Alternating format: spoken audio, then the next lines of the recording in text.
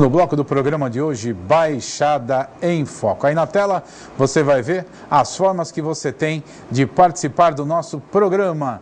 Agora sim, agora entra a tela aí com o nosso telefone, nosso Facebook, aí você participa aí mandando a sua pergunta. Nós temos a participação aqui através dos nossos telefones, que é da Mariângela, mandando um abraço para vocês aqui pra gente. Muito obrigado, Mariângela.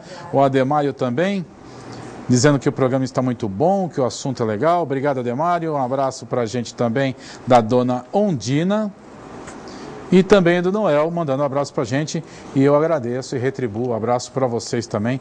Muito obrigado pela participação de vocês aqui no nosso programa. Muito bem.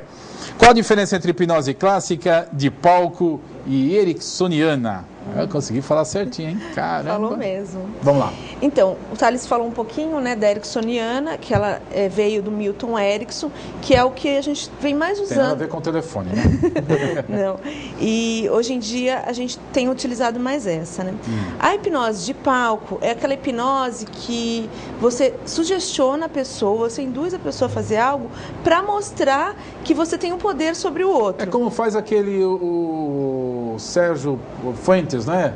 Que é lá em São Paulo, ele vai muito nos programas de TV, bem dormido, põe lá a pessoa, atravessa a garganta da pessoa com uma agulha, faz a pessoa mastigar cebola pensando que é maçã. Sim, isso aí isso é hipnose de palco. Na verdade, a gente não pode nem utilizar essa hipnose, porque existe uma regulamentação dizendo que quem pode usar hipnose são psicólogos, dentistas e médicos. E essa hipnose não pode ser utilizada para fins terapêuticos. Ela é uma hipnose de show. Para, na verdade, mostrar que um tem poder sobre o outro. E aí, na verdade, aquele negócio dos dedos lá, né? Que ele faz a pessoa cruzar os dedos, a pessoa não consegue soltar. Então, essa hipnose, mas para demonstração, ela é uma hipnose só para mostrar que palco, existe a hipnose, é de palco. A hipnose clássica é aquela que você induz, e aí pode ser até uma hipnose terapêutica, que a gente chama de hipnose clínica, e pode ser direcionada pelo hipnólogo aquele comando que você dá a quem está sendo hipnotizado.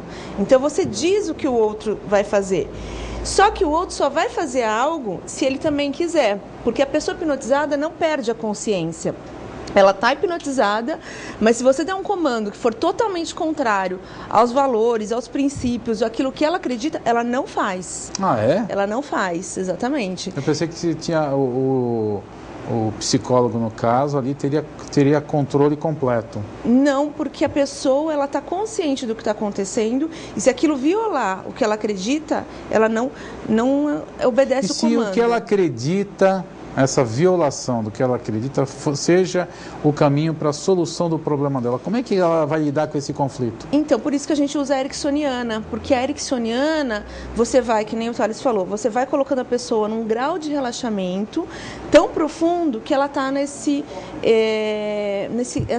grau de consciência diferenciada, e com esse grau de consciência diferenciada, ela vai te dizendo o que está acontecendo, o que ela está sentindo, quais são as lembranças, que é mais ou menos o que aconteceu no filme, né? E através desse conhecimento, do contato com a vivência dela, que você vai conseguir fazer um tratamento terapêutico. Então, quem está participando do processo é o paciente. Que na realidade o paciente então diz qual é o problema e já diz também onde é que está a solução. E aí o terapeuta, ele orienta. Ele vai conduzindo. No caso ali, por exemplo, né, a menina do cachorrinho, que era o cachorrinho dela, né, que ela achava que a água estava suja por causa dele. Ela tinha bebido água naquele copinho e tudo mais, então ela não conseguia beber água, né? Na hipnose ericksoniana, quem tem o poder de tudo que está acontecendo é o indivíduo, é o paciente. Na verdade, o psicólogo ele tem a estrutura, ele vai colocando os caminhos, mas quem tem o poder de dizer o que quer, de dizer o que sente, de escolher o caminho, o melhor caminho a seguir, que vai ser sugestionado, mas não vai ser obrigado pelo terapeuta, é o indivíduo. Então, o indivíduo que vai colocar qual é o limite dele. Se na hipnose ericksoniana o psicólogo ou o hipnólogo não coloca como obrigação nada para o indivíduo, o próprio indivíduo. Já aconteceu isso com você? Vai colocando isso como. Da pessoa. Você está conduzindo a pessoa por um caminho e a pessoa A hipnose ericksoniana, ela tem um linguajar muito inespecífico. Você não diz para ela o que fazer. Você vai buscando coisas. Então, o caminho ela vai traçando de acordo com o que ela vai te trazendo. Então, ela vem com informação e você vai naquela informação. Você não coloca informações novas. Entendi. E ela vai buscando naquela informação o caminho, que é uma estrutura colocada pelo é muito difícil a pessoa se recusar, ou então dificultar ou impedir. Muito difícil. Que a pessoa quer viver aquilo, na verdade, né? Faz sentido para ela. Sim, até porque você dá a informação de que é por ali que está a solução. Sim. Né? Então a pessoa tem a consciência. A solução, né? Ela já, como você falou, ela já vem trazendo a solução. E aí, muitas vezes, qual que é o papel do terapeuta? Perguntar para ela o que, se ela fizesse alteração ali, ficaria melhor. Que é o que aconteceu ali, né, naquele momento, que ela teve a lembrança, na hora que ela teve a percepção, né, que aquela água que ela poderia beber não é a mesma água que o cachorro bebeu, só isso já é revelador, né? Só isso já é e aí ela libertador. Conseguiu beber a água tranquila, sem repulsa nenhuma, né? E é o que Freud descobriu depois, que muitas vezes esse caminho, ele ficou muito tempo na hipnose e depois ele foi descobrir que não necessariamente só na hipnose se faria isso, que através, que ele chamou depois de associação livre, que é uma conversa, que nem a gente estava falando aqui, de hipnose, daqui a pouco a gente foi para o 11 de setembro e ficamos no 11 de setembro. Associação livre é isso, você poder livremente associando as coisas. E aí com essa liberdade, às vezes se vinham memórias que também tinham fundos de traumas ou situações que estavam causando sofrimento e que essa associação livre poderia também ser terapêutica. Então a gente passou também para outros caminhos, por isso que a gente fala que a hipnose é um recurso. Você pode usar a hipnose, único, né? mas você pode usar uma série de outras coisas que também são tão terapêuticas e tão funcionais quanto a hipnose. E qual o profissional que pode utilizar a hipnose? Então, hoje, os únicos profissionais no Brasil que podem utilizar a hipnose para fins terapêuticos são os médicos, os dentistas e os psicólogos. São os 3 únicos que podem utilizar em fins terapêuticos. Com fins terapêuticos, né? Aí tem outras pessoas que utilizam de uma forma mais de palco, né? Sim. Que aí já não é terapêutico, não tem esse foco, porque existe uma resolução para isso. Algumas pessoas têm o medo de ser hipnotizado e não conseguir voltar? Essa pergunta é muito comum, né? Não é possível que isso aconteça. Não é possível. A hipnose, como a gente falou, é um relaxamento. Então, o máximo que pode acontecer se o hipnólogo parar no meio do processo é a pessoa entrar no sono fisiológico, acaba dormindo e eventualmente ela vai acordar normalmente.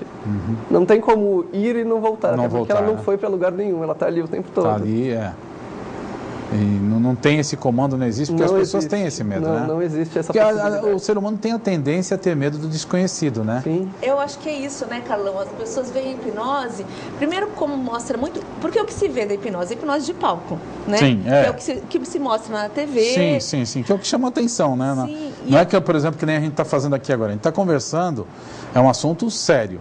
Né? Esclarecendo, né? Exato, porque a gente tem que passar a informação.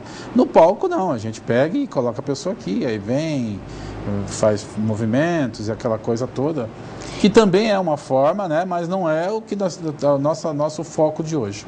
E as pessoas olham aquela hipnose, eu já vi muita gente falar assim, eu não acredito que isso seja possível, porque fica muito essa questão de com poder sobre o outro e o outro sem nenhum tipo de atuação e sem nenhum tipo de escolha, praticamente submetido à vontade do hipnotizador.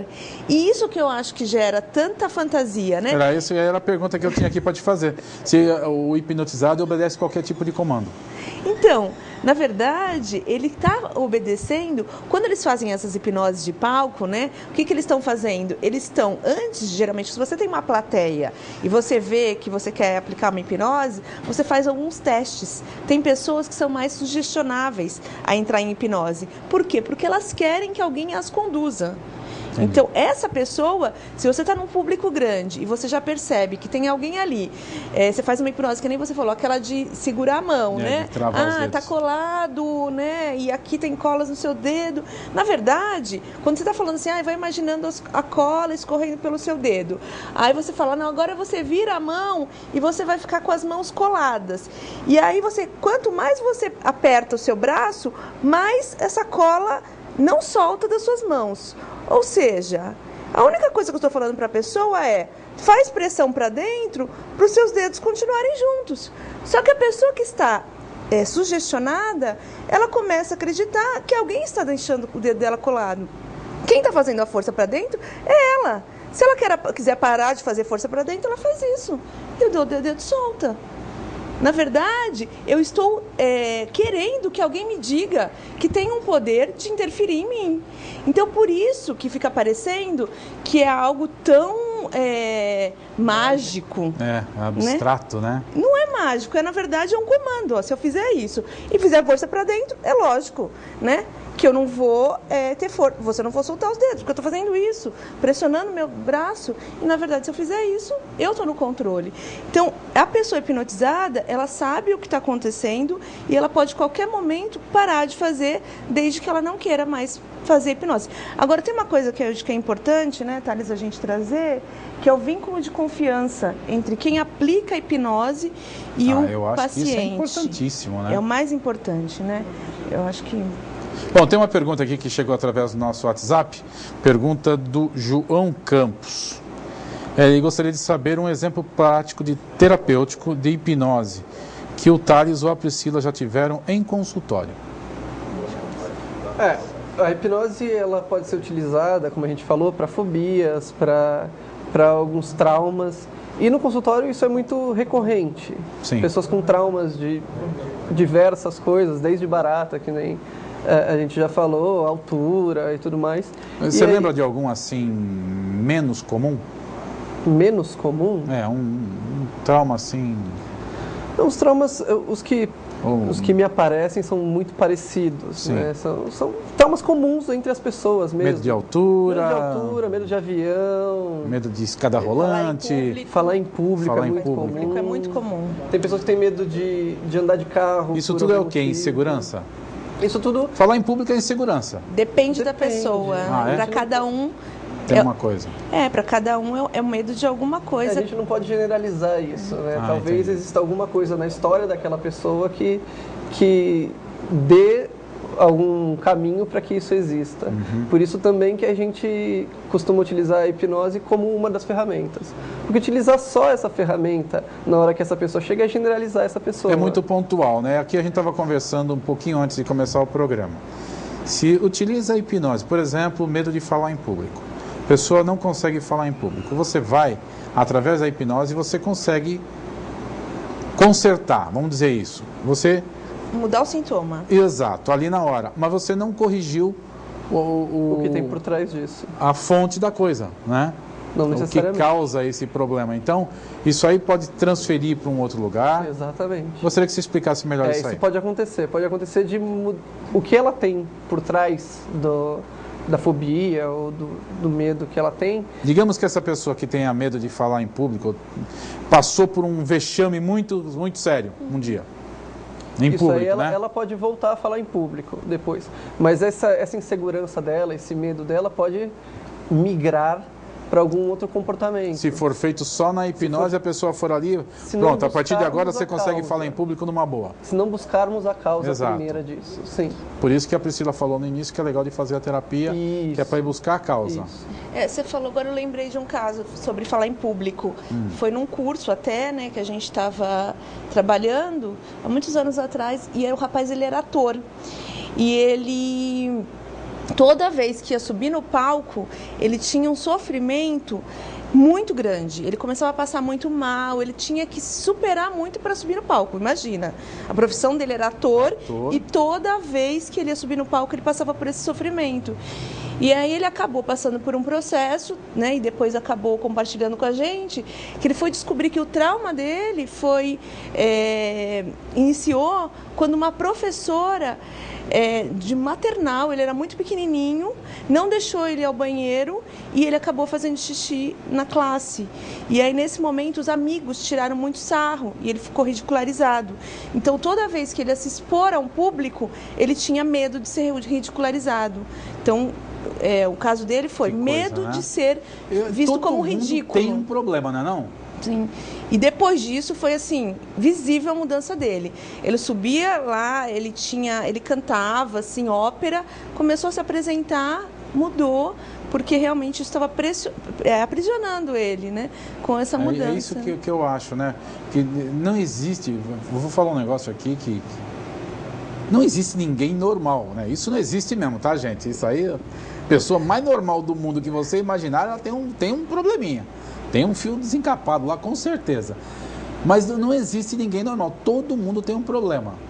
A gente brinca, né? A gente tem bastante ferramenta como psicólogos e outras formações que a gente fez, mas criar um filho sem trauma, ninguém vai conseguir. É impossível. Por que é impossível, Carlão? Porque tem os fatos que acontecem, mas tem o significado do que cada um dá para aquilo que vive. Então, às vezes, o mesmo filho vive uma mesma situação com os pais. Para um, aquela situação é traumática. Para outro, aquilo é um aprendizado na vida, né? Então, os pais brigam a vida inteira. Para um, fala assim, nossa, eu quero ter um casamento harmonioso. Para outro, eu não quero me casar porque casar é ruim. Você vê, a experiência dos dois foi a mesma, mas o significado que cada um deu é livre. Então, você nunca vai saber de que maneira que o seu filho vai interpretar. É lógico que com mais cuidados, as chances dos traumas são menores. Mas, zero de trauma... Eu acho impossível. Eu costumo ficar prestando atenção nas pessoas e cada um tem a sua loucura, né? A gente olha pro cara assim, eu tenho esse costume de vez em quando, sabe, ficar analisando até as minhas loucuras, né? Eu sou bastante xarope, até dicas de passagem. Vocês teriam um prato cheio aqui, bem cheio até, para falar a verdade, mas para fazer um monte de coisa. João Campos, é isso mesmo. João Campos, obrigado pela tua participação através do nosso WhatsApp e continue sempre participando do nosso programa, tá bom? Se tiver mais alguma pergunta, manda aí rapidinho que a gente ainda tem mais uns 10 minutinhos. Temos mais uns 10 minutinhos, ainda dá para responder a tua pergunta. Como eu perguntei aqui se alguém pode ser hipnotizado sem a permissão, né? Vocês já responderam que não, né? Que a pessoa tem a participação. E quando a hipnose é utilizada num processo terapêutico? Quando é que é a coisa... Então, a hipnose é utilizada, Carlão, quando o terapeuta percebe que naquele paciente vai ser bom a hipnose para auxiliar no processo, né? E muitas vezes aquilo vai ser feito dentro de um contexto que já vem sendo trabalhado e o terapeuta percebe que a hipnose pode ser um recurso a mais que pode beneficiar. E aí você acaba colocando aquilo à disposição como uma possibilidade e muitas vezes traz um ganho. A gente sempre fala, né, que não seja só uma busca por resultados, mas que esteja dentro de um processo que às vezes a gente acaba indo por um caminho, tendo uma descoberta durante a terapia que você nem imaginava quando você estava indo buscar aquilo, né? Eu lembro de um processo terapêutico que era para trabalhar uma fobia de avião, fobia de avião, e aí se apareceu várias coisas na relação familiar que precisava ser cuidada, né? Então, não necessariamente você vai só cuidar daquela fobia, você vai poder ter liberdade para enxergar o que vier. Tá, né? Mas aí chega uma pessoa, Priscila, vai viajar amanhã, quinta-feira a pessoa está lá em Cumbica, vai viajar. Priscila, eu morro de medo de avião. Me ajuda. Tem como fazer? Quanto tempo demora? Como é que funciona isso? Como é que vocês conseguem lidar com isso? Uma sessão de 1 hora, vocês conseguem resolver um problema desse? Sem mágica, né? Não é nada disso que eu estou perguntando. Estou perguntando mesmo na parte prática, tá? Se vocês conseguem, assim, nos 44 do segundo tempo, falar para o cara, eu quero entrar num avião e ir para o Japão, 30 e tantas horas de voo sem morrer, sem o avião cair. É possível? A gente costuma dizer que a hipnose ela é individual, né? Ela serve de maneiras diferentes para cada pessoa. Então a gente tem que entender o porquê disso, como eu já falei. Em alguns casos, sim, É super possível você resolver aquilo e a pessoa nunca mais ter esse problema, nunca mais vai passar por isso. Em outros casos pode ter outra coisa por trás, como eu já falei antes, Sim. que talvez não resolva naquele momento. Então a gente precisa de um acompanhamento diferente. Pode acontecer então, o cara chegar para você e falar, Thales, amanhã eu vou viajar, tira esse medo de avião que eu vou para o Japão, eu vou morrer dentro do avião, cara. A gente consegue tirar o comportamento.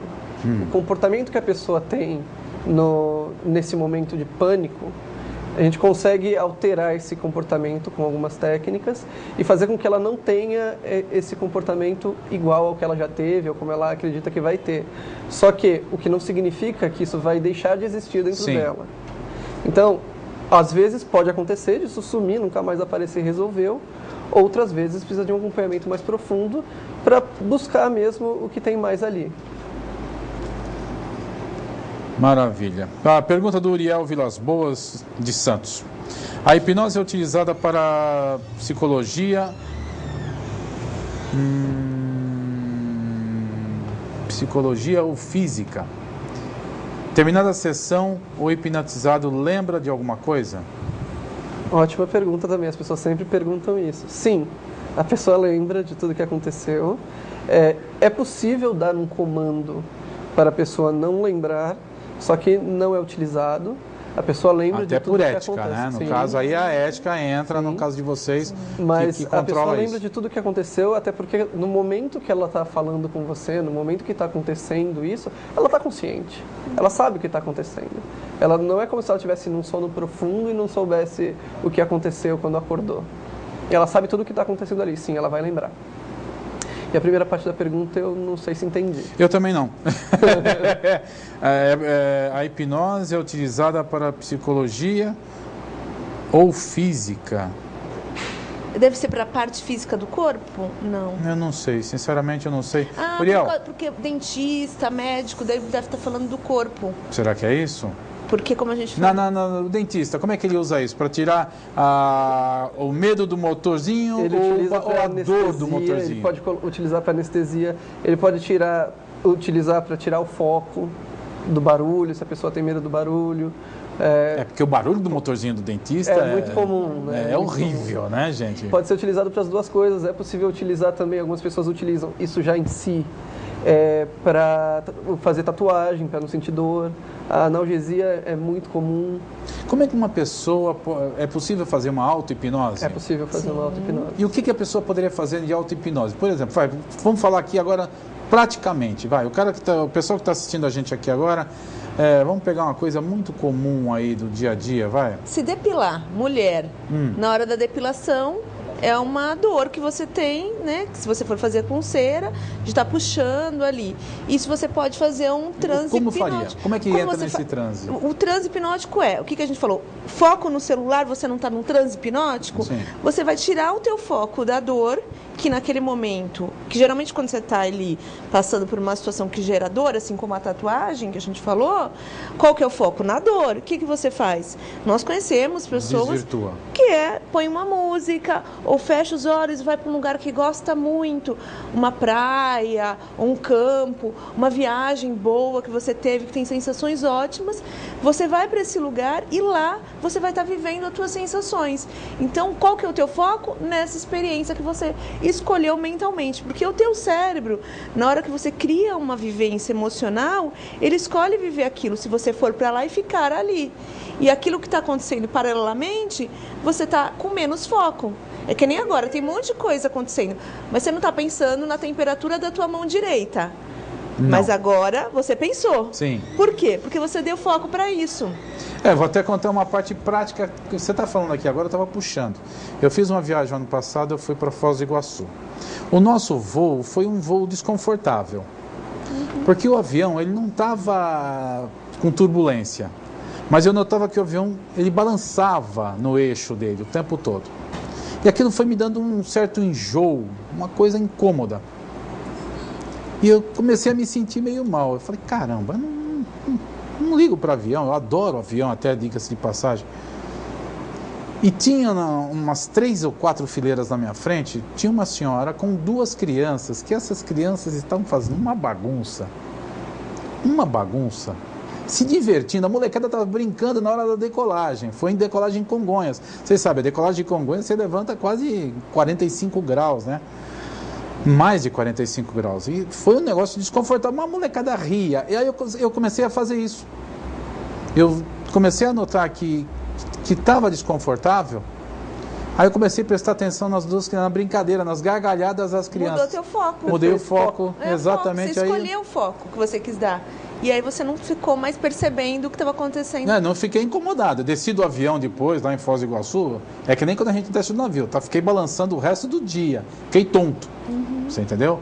Porque o avião realmente estava balançando. Mas eu tirei o foco ali na hora, começou a me incomodar. Aquilo começou a incomodar. Não que o avião fosse cair, porque eu vi que estava legal, um dia muito bonito, tudo tranquilo. Mas aquilo me fez mal aquele dia. Aí eu tirei o foco, você falou o negócio do foco agora ali. 3 minutinhos nós temos? Já?